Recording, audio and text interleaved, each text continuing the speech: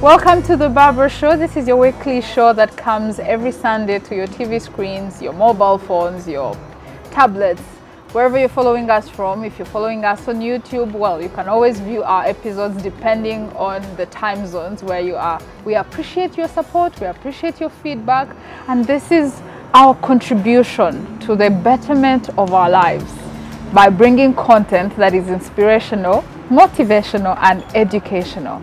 And this is what we do every Sunday. We're here for that.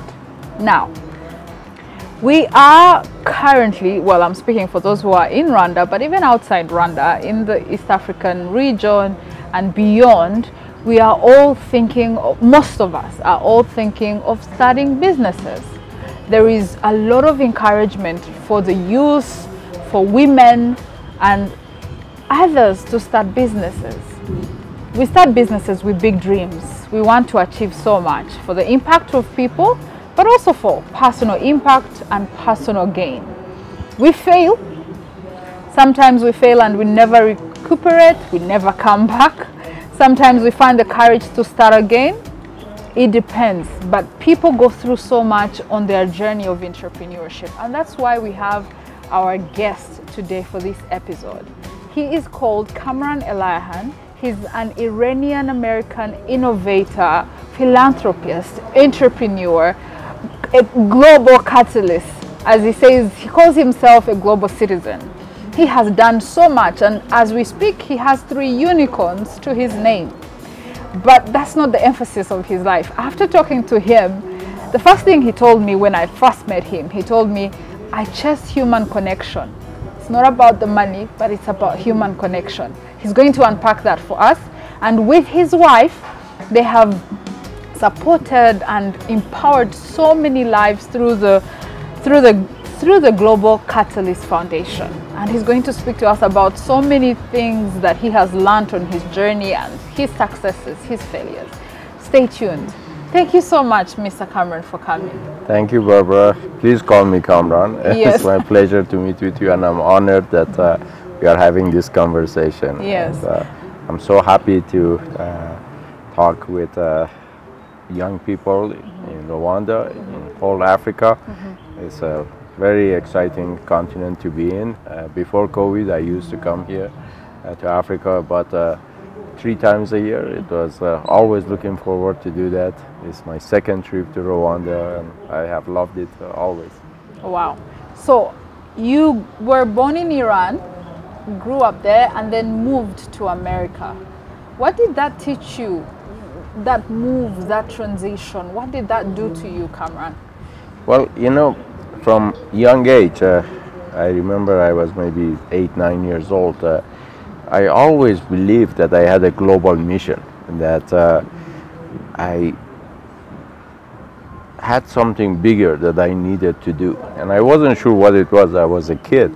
But I do distinctively remember that sometimes when I was in family gatherings and I would see many of my relatives are sitting around having a nice discussions, family gossips, who is getting married with whom, all those kinds of things. I would go and say, is that all you could do?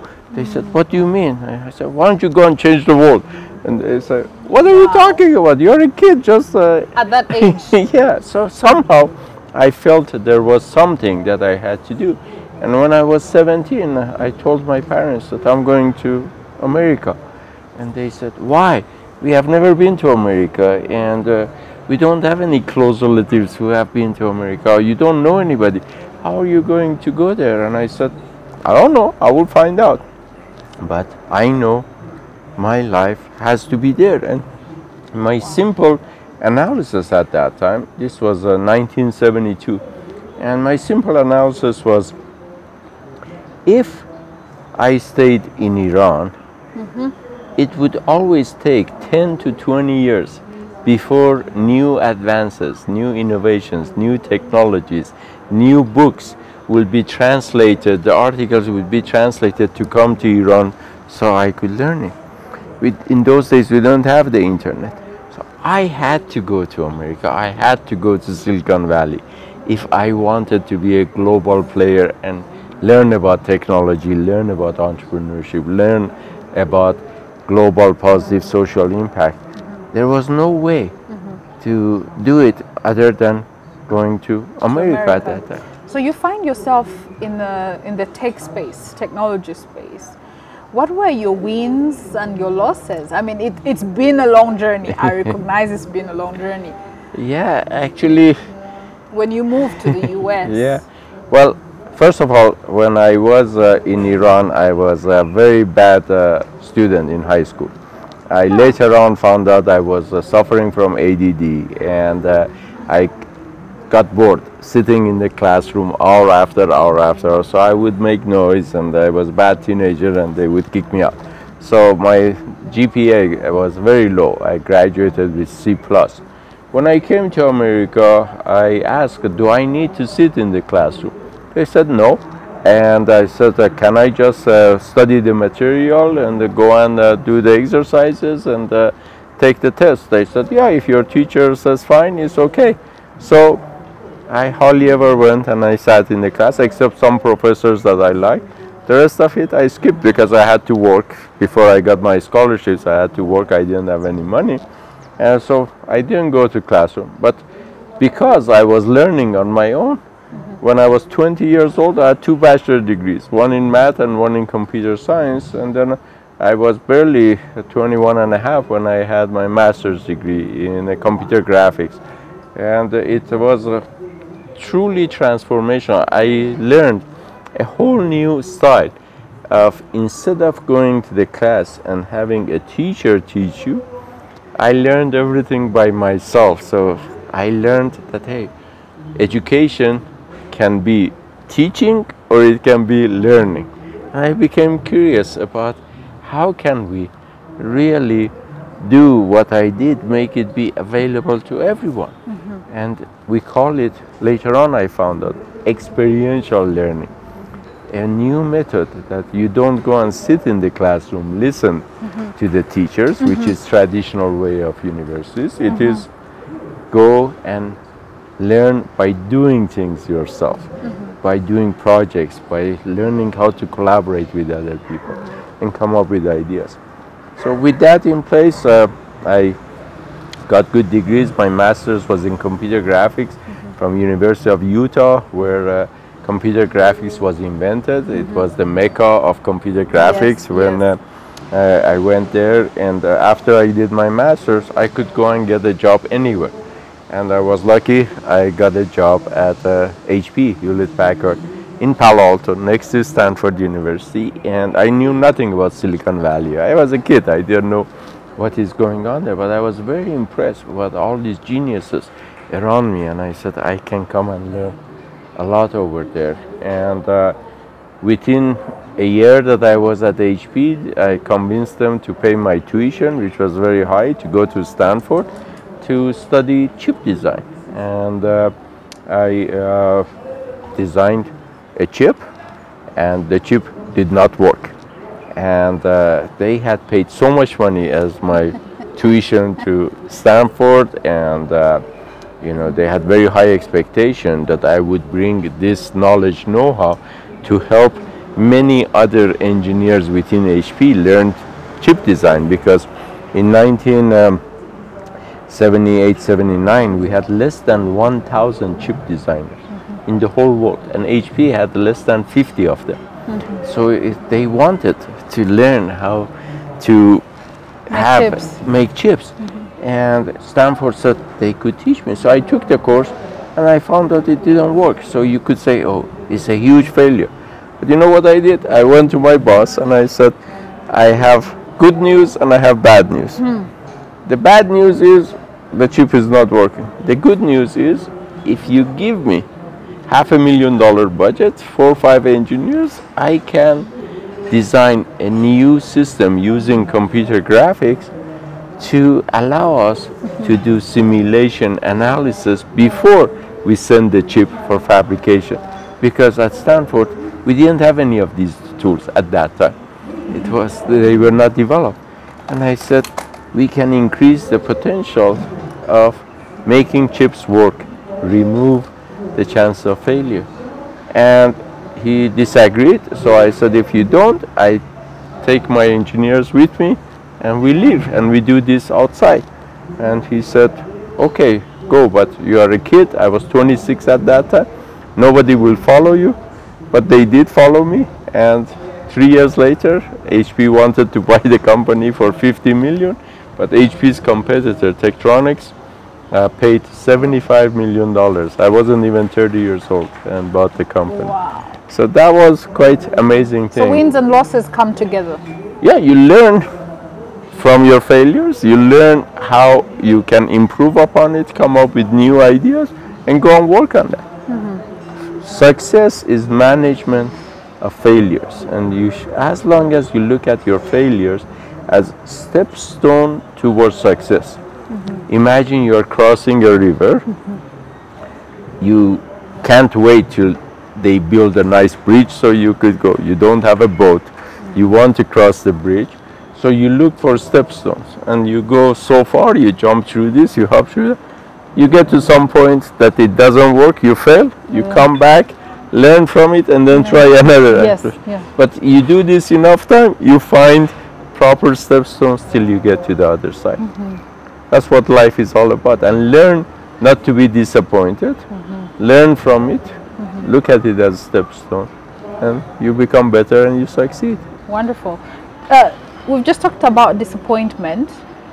Tell me your worst days and how you managed your worst days. Well, you know, I started 10 companies. 6 of them were successful. Of the 6, 3 of them were unicorns, had a value over $1 billion. Between 3 of them, they created $8 billion in market capitalization. But also 3 of the 10 failed, and I was fired twice. Now, why do companies fail? It could be that your idea is bad, or it could be that your implementation and execution is bad. It could be your timing is bad. It varies. In my case, all 3 companies, the ideas were good. It was my implementation and execution which was bad. And the biggest loss that really hurt me was actually my 3rd company. I had a first company that was sold for 75 million. Second company was Cirrus Logic. It had a market cap over $3.5 billion. Huge success, big semiconductor company. But my 3rd company, I started that in 1989, and I had a crazy dream one night that I was reading Wall Street Journal, but the paper was something special. And front page of Wall Street Journal, there was an article about automotive industry and market, and there was an ad from Japanese car company Honda. And in my dream, I went with my finger and I touched the ad, and it became a colored video. So I woke up from my dream and I told my wife, I'm going to start my new company. I want to develop a tablet that you can use your finger or you can use a pen and no keyboard, and you can work with it and read everything, do many things. She said, really? I said, yeah, I'm going to leave my company. I'm going to sell my shares. I'm going to start this. So this was iPad 18 years before iPad. So obviously the idea was good, but the implementation and execution was problematic. I put an amazing team together. So even the losses, you still recovered from them? Well, it was not easy. I had hired the chief operating officer of Apple to be my chief operating officer. I had an amazing team. When we introduced the product, it was on the cover of 20 magazines. The name of the company was Momenta Computer. In 1989, we started it when I had the dream, and in 1992, we started shipment of the product. But in the first quarter, we shipped 5,000 units at the cost of $5,000, price of $5,000. So we had huge revenues, 25 million. But second quarter, they all started to come back because they were not working very well. People So there is no button. How do we get this started? So implementation and execution was problem. So Timing also. all timing, everything. So I came to work on April 1st, 1992. Never forget that. There was a board meeting. And I said, I can call a board meeting. I'm chairman, CEO, co-founder of the company. The board said, we did. My COO had called the board meeting. And they said, you are fired. And I said, how could you fire me? I have made so much money for you in my first company, in my second company. This is my baby. I want to do this. It was really difficult for me. And I suffered a lot. And I remember, first I thought it's a joke because April 1st is April Fool's Day. And I thought they're just joking with me. Then I found out, no, they're serious. They said, leave. So I went home and my wife said, why are you home? I said, I don't know. I think I'm fired. She says, how could they fire you? I said, I don't know. I guess it is happening. And, next day I got up and I started to get ready. And my wife said, where are you going? I said, I'm going to work. Said, you were fired. What are we going to? I said, no, maybe they didn't mean it. Maybe, how could they need me. How could they fire me? She said, I don't know. If you look at the various stages when you have a loss, how you recover from it, first stage is denial. You say that, hey, it didn't happen to me. This didn't happen to me. This did not happen to me. Second stage is anger. Yes. When you see that, no, you really were fired, you start to get angry and say, they're all bad people. It wasn't my fault. I was good. Why they did this? I helped them. I built the company. Yeah, and you blame everybody and everything. And you see yourself as a victim. As the victim. And the next stage is you slowly start to accept that this has happened. This has happened. You are fired, and maybe you did a number of mistakes and whatever, and that is the beginning of your recovery. That you start to say, "Wait a minute, maybe I did make some bad mistakes. I mean, I cannot blame this VP or that CEO or this or that. I was CEO. I hired all of these people. If somebody made a mistake, then it was my fault. The buck stops at me." And so you feel sad. Taking ownership of the mistakes. Take ownership, and you start to feel sad. And if you are, man enough to cry, you start to cry a little bit, and it starts a recovery process once you cry. And you get the anger out of you, you get the feeling of victimness, and then you start to say, why? What happened? And you start to analyze it. And for me, because it was a huge failure, we had raised over $40 million. I put a lot of my own time, energy, money into this. I was really, sad. What am I going to do? And the biggest problem for me was I didn't know what to do. Because, this, I thought I had this dream, universe was talking to me, I was doing something that was going to help humanity make computers be accessible, usable by everyone, by removing the keyboard, by removing the buttons. And then I felt I was betrayed by universe. God didn't like me. The things were supposed to be all good. It's not happening. So I was very confused.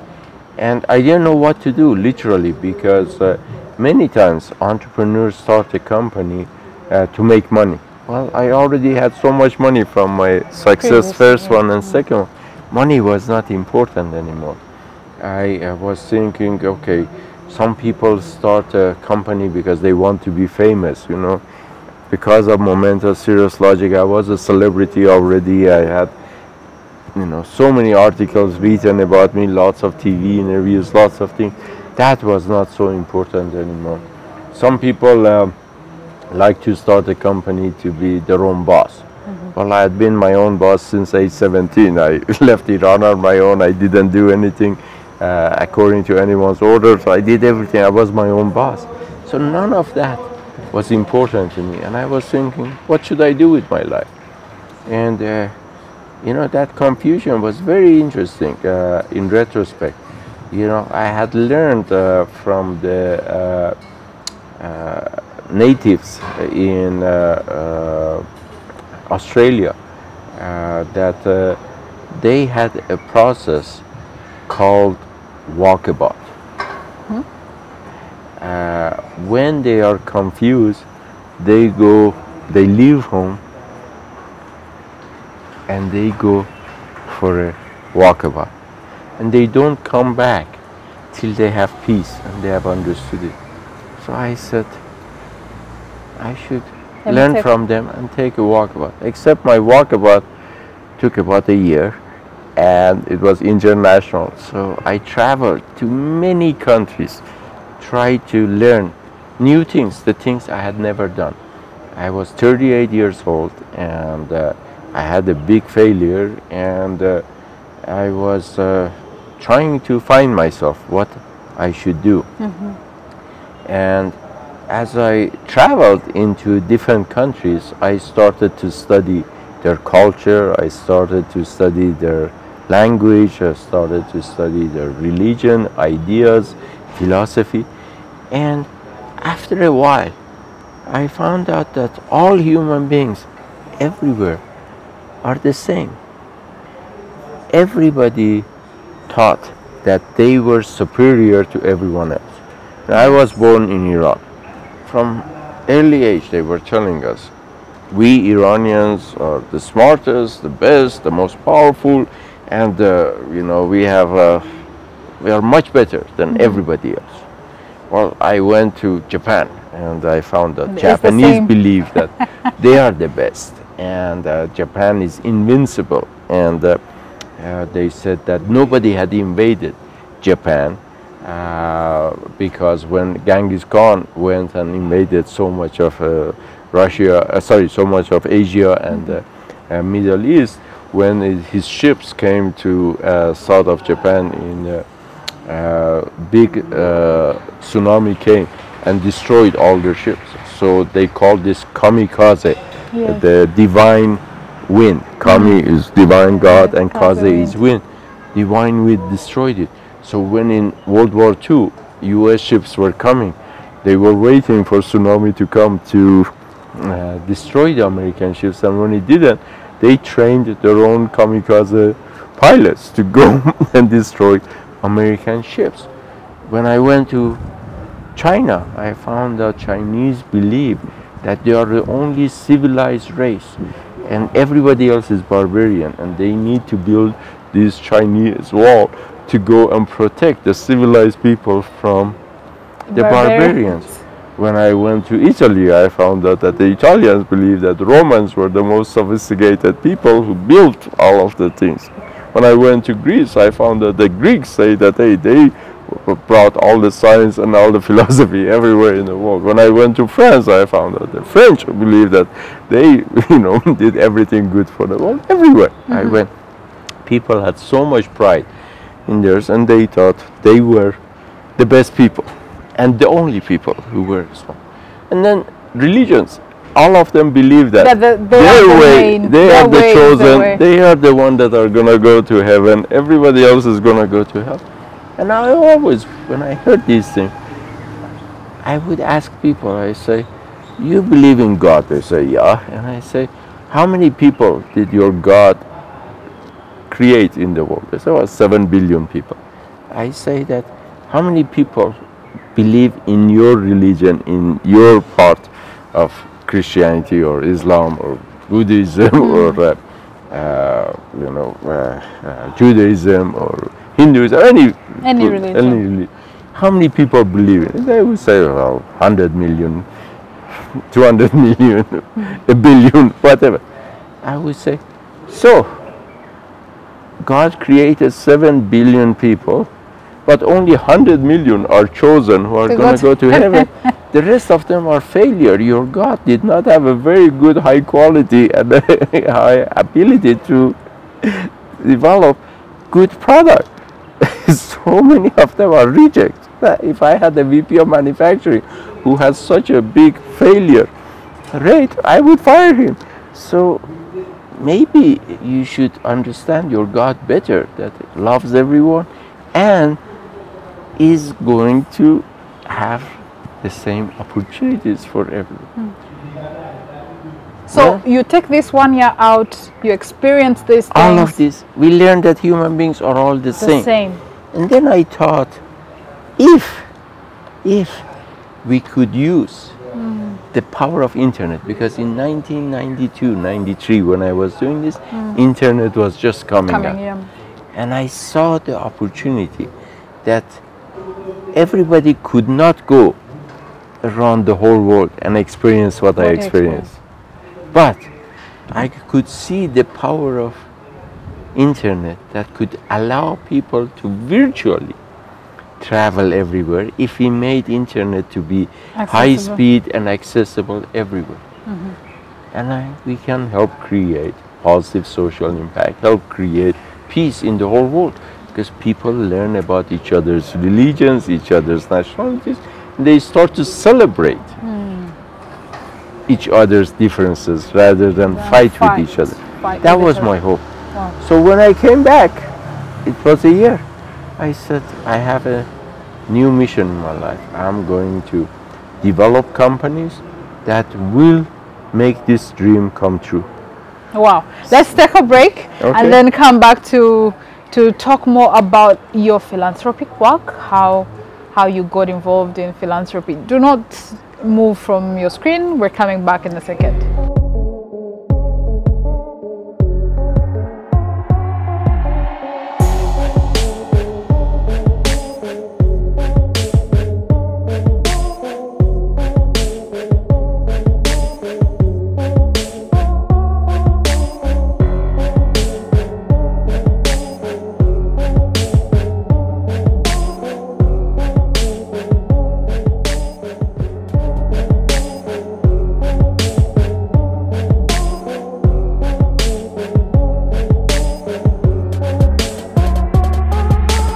Welcome back to the Barber Show. I'm with Kamran Elahan, an Iranian-American innovator and entrepreneur, philanthropist, and he's talking to us about different aspects of business, but also living beyond the success of business. Welcome back, Kamran. Thank you. So you have such a strong sense of self-belief that has been felt through your career, your business. How do you, and this could help young people watching, how do you set goals and achieve goals? Well, this is a very interesting philosophical point. You know, every day when you get up, you can think positive and put your intentions out there in a positive way, and you will get certain forces to help you go and achieve that. Or you could put your negative ideas out there and say, I can't do it, I'm a victim, and certain forces will help accelerate that. So it's up to you. If you look at all the religions that I studied, they always talk about the power of good and bad. God and Satan, Jesus, Christ and Antichrist, Ahriman and Ahura Mazda, power of the Jedi and Darth Vader.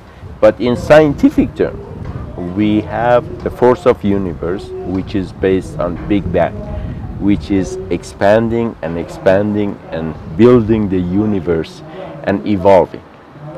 And then we have the negative force, which is the force of black holes, that is gobbling everything up and destroying it. It is in your hands that do you align yourself with the force of Big Bang, that is evolution of all universe, evolution of all stars, all the planets, all species getting better and better and building?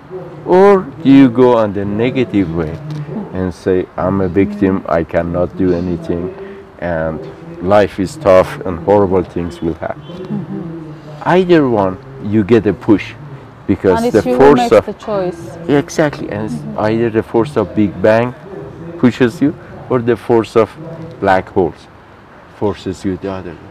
So it's all up to you. And when you recognize this, you say, okay, today is the first day of my life from this point on. Am I going to think positive? And am I going to think that, hey, I will do my best, let the chips fall where they do. If you have that attitude, Yes. you will find out that things work out well. Because, for example, I told you when I failed in my third company, I was really sad and I was looking for answers for a year. But then what I found out set the course of the rest of my life, that I should develop technologies and companies that make internet and computing available to everyone to change the world for the better. I should create companies which are global and use the motivation for profit making, revenue generating as a way to bring people from many different countries to come and work together. And I also learned that my needs are minimal. To be happy, I don't need to have 10 homes and 5 airplanes and 3 yachts and this and that. So all you need is one nice home, one nice car, maybe another nice car if you have a spouse or some children or whatever. What do you need after that? You can always use Uber, you can always use Airbnb, you can go and have a very good life without putting a lot of your money and your energy to accumulate everything. Wealth. The less you own, the happier You are. you are beyond the basics. And that became philosophy of For my you. life. Yeah. So in 1996, 25 years ago, my wife and I decided that we put almost all of our money to our foundation to go and provide abilities using technology, leveraging technology to empower the youth, to learn, to be educated, to learn about jobs of future, so they could go and build their own lives. If their own government cannot make it, if their university didn't teach them, how can they go and do this? And second thing is, if you look at it, we have had first agricultural economy. In agricultural economy, you needed a lot of physical power and strength to make money. Then we had industrial economy, which machines were helping you, steam engine or mechanical engine helping you, but you still needed a lot of physical power. Then around 20th century, we had the knowledge economy. Knowledge economy was very unique in evolution of our species, because for the first time, if you had good brains and good ideas, you could go and generate wealth. And this allowed the women to become leaders, become players in leadership role in a new economy and wealth creation, which was not available in industrial or agriculture.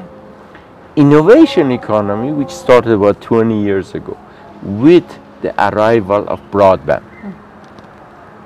My sixth company invented ADSL. So ADSL was the first that provided broadband on top of copper, using algorithmic content, digital signal processing algorithms to deliver multiple megabytes, tens of megabytes on copper line. One of the companies as a venture capitalist I backed was called BSIM, that invented WiMAX and LTE 4G technology. And this allowed very high speed connectivity for downloads. So if you look at the power of technology to make our lives better, make the knowledge be available in the hands of everyone. So innovation economy, knowledge was available everywhere.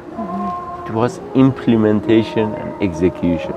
As I mentioned to you before, having just a good idea was not enough. It's not enough. My companies had good ideas, but 3 of them failed. It was implementation and execution. That's what I had to learn. Now, innovation economy started about 21 years ago, and it's about implementation and execution. But a huge part of that is how to creatively disrupt the old way of doing things and do it a new way. Like, for example, when Amazon invented Kindle, it disrupted the bookstore business. So all the bookstores went away. A young person at that time, Jeff Bezos was young, invented a new way to use algorithmic content to compress the book, quickly download it, wrote some software programs that could allow you to read it on your laptop, on your tablet, on your mobile phone, read it and be beneficiary of that. Music business. It used to be you would have to go to music stores, Virgin music stores, mega stores. You would put your headphone to listen to a CD. All that all went bankrupt. Why? Because new method, iTunes, Spotify, Pandora, young people came away to use algorithms to compact music, give you a choice. You could buy what you wanted, only pay $1 for it. You actually have the capacity to listen to a variety of millions of songs available. If you look at the video rental business, it all went bankrupt by YouTube and Netflix and Hulu. If you look at taxi business, Uber is using software and algorithmic content. Young people came up with this idea to totally disrupt the transportation business. You look at Airbnb, is disrupting all of the hospitality business, hotel business. And this is just the beginning. Every bank, as we know it, is going to go bankrupt. Every telco is going to go bankrupt. These are the things that are all going to happen. Who is going to cause the disruption, this creative disruption? Young people. Because you need to overcome the fear of change, the fear of failure. Old people don't want change. They say we want everything to be the same. To remain the same. Remain the same. They are incumbent, they are CEO of this company, they are controlling this thing, they're that comfortable, market. they're happy with how it is. Young people are hungry and they don't have fear. So much fear. They learn how to overcome it and try new things. Every day young people are learning new things. So innovation economy is about youth, and it's actually changing the complete composition of wealth of nations. Young people and the countries which have a lot of young people, like Rwanda, like many countries in Africa, it's not a liability anymore. It's an asset to have young people. If you provide new experiential learning methods, not the old style of education, let them experience and learn, innovate, because all pieces of information, every book in the world is on the internet in every language. Every article that any invention in anywhere is already there. All the blogs, all the vlogs, all the podcasts, so much videos, everything is available out there. And the job of a teacher is not anymore to stand in front of a classroom and teach them something they take notes and memorize. That's old knowledge economy. The job of a teacher is to be a coach, be a mentor, and help young people find their way through these billions of pieces of knowledge, what to study, what to do, how to learn on their own. And it's more asking questions rather than giving them answers. Yes. Talking about young people, what would you tell Rwandan youth who are entrepreneurs or those who want to go into entrepreneurship on how they can build their companies and hopefully lead them to becoming unicorns? I would just tell them, go and do it, not because you should have a unicorn. Go and find a problem that exists out there and find a solution for it. Think about positive social impact. Don't think about, hey, I want to go and make a lot of money, create a unicorn. That's the wrong approach. If you look at the highest impact, positive social impact company in the world, it's not UN, it's not an NGO, it's Apple Computer. So my message for the youth is find a problem that you can solve, find a solution for it, hire the best team you can find, people better than you, give them a lot of shares and treat them as a team member. Don't become a dictator, hierarchical organization. Yes. Take care of your suppliers. Make sure that you create win-win situations. Don't squeeze them too hard. And do something good for your town, for your city, for your country, for environment. And if you do this, your company has a high chance to be successful. Automatically, the price of shares will go high. The old style was only job of business is to take care of shareholders and increase the price. Capitalism 2.0, just capitalism is take care of your customers, take care of your employees, take care of your suppliers, take care of environment, and automatically the shares will go high.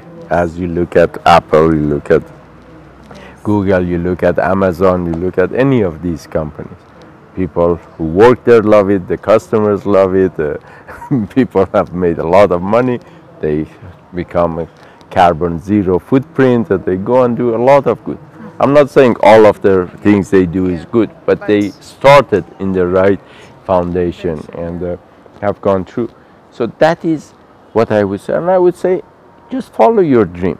And if you go through a startup experience, it doesn't matter whether you succeed or not.